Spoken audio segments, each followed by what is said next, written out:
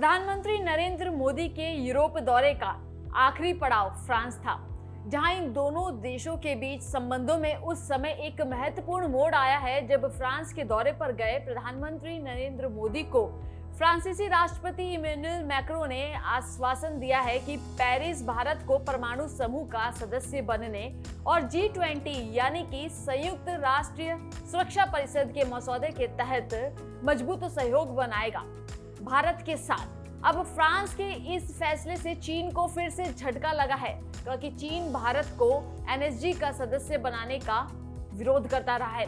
इस रिपोर्ट में जानेंगे NSG यानी परमाणु आपूर्तिकर्ता समूह से जुड़े कुछ खास तथ्यों के बारे में।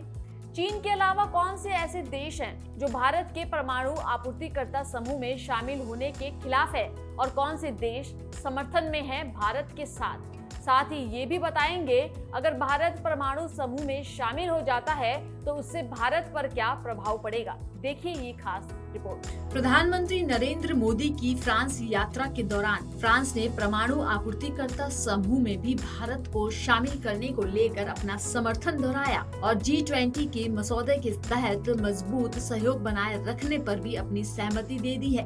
परमाणु आपूर्तिकर्ता समूह में शामिल होने से भारत की परमाणु शक्ति तेजी से बढ़ने के साथ साथ कई स्तरों पर भारत को फायदा दिलाएगी। इसके बारे में जानने से पहले आपको परमाणु आपूर्तिकर्ता समूह से जुड़े कुछ खास तथ्यों के बारे में बताते हैं। NSG यानी परमाणु आपूर्तिकर्ता समूह की स्थापना मई 1974 में की गई थी। भारत के पहले परमाणु परीक्षण के जवाब में इसकी स्थापना हुई थी।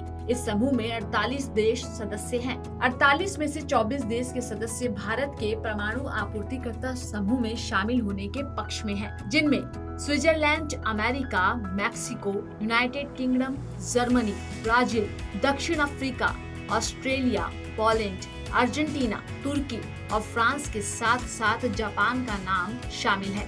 बाकी 24 देशों के सदस्य या तो चुप हैं या फिर सदस्यता के लिए कोई शर्त लगाना चाहते हैं। चीन समेत कुछ देशों ने NPT यानी कि परमाणु अप्रसार संधि का हवाला देकर परमाणु आपूर्तिकर्ता समूह में शामिल होने की भारत की कोशिशों पर पानी डालने की कोशिश की, जिनमें न्यूजीलैंड, आयरलैंड और ऑस्ट्रिया का नाम शामिल है। NSG के दरवाजे सभी देशों के लिए खुले हैं, लेकिन इसके बाद भी नए सदस्यों को कुछ नियम मानने होते हैं। सिर्फ उन्हीं देशों को मान्यता मिलती है जो NPT जैसी संधियों को साइन कर चुके होते हैं। आपको बता दें कि NPT यानी कि परमाणु अप्रसार संधि आखिर है क्या? NPT यानी कि परमाणु अप्रसार संधि परमाणु हथियारों का विस्तार रोकने और परमाणु तकनीक के शांतिपूर्ण ढंग से इस्तेमाल को बढ़ावा देने के अंतर्राष्ट्रीय प्रयासों का एक हिस्सा है। भारत ने NPT संधि को साइन नहीं किया हुआ है, क्योंकि NPT परमाणु हथियारों का विस्तार रोकने और परमाणु तकनीक के शांतिपूर्ण ढंग से इस्तेमाल को बढ़ावा देने के अंतर्राष्ट्रीय प्रयासों का एक हिस्सा है।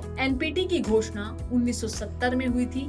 अब तक 187 देशों ने इस पर साइन किए हैं। इस पर साइन करने वाले देश भविष्य में परमाणु हथियार विकसित नहीं कर सकते। इस पर साइन नहीं करने वालों में भारत, पाकिस्तान और इजराइल जैसे देश शामिल हैं। उत्तर कोरिया इससे पहले ही अलग हो चुका है। परमाणु आपूर्तिकर्ता समूह की सदस्यता लेना भारत के लिए कितना आवश्यक है और इसके मिलने से भारत को क्या फायदे हो सकते हैं, आइए जानते हैं। परमाणु आपूर्तिकर्ता समूह की सदस्यता मिलते ही भारत परमाणु से जुड़ी सारी तकनीक और यूरेनियम सदस्य देशों से बिना किसी समझौते के हासिल कर सकता है। NSG के सभी सदस्यों के पास वीटो का अधिकार रहता है, जिसका इस्तेमाल वह नए सदस्य को ग्रुप में शामिल करने के लिए कर सकते हैं। लिहाजा एक बार सदस्य बनने के बाद भारत की अंतर्राष्ट्रीय साख में वृद्धि होगी। भारत के लिए ऊर्जा की बढ़ती समस्या से निपटने के लिए इसे NSG का सदस्य बनना बेहद जरूरी है। सबका साथ जरूरी है। अब भारत के लिए अहम है कि NSG यानी कि परमाणु आपूर्तिकर्ता समूह की सदस्यता को हासिल करने को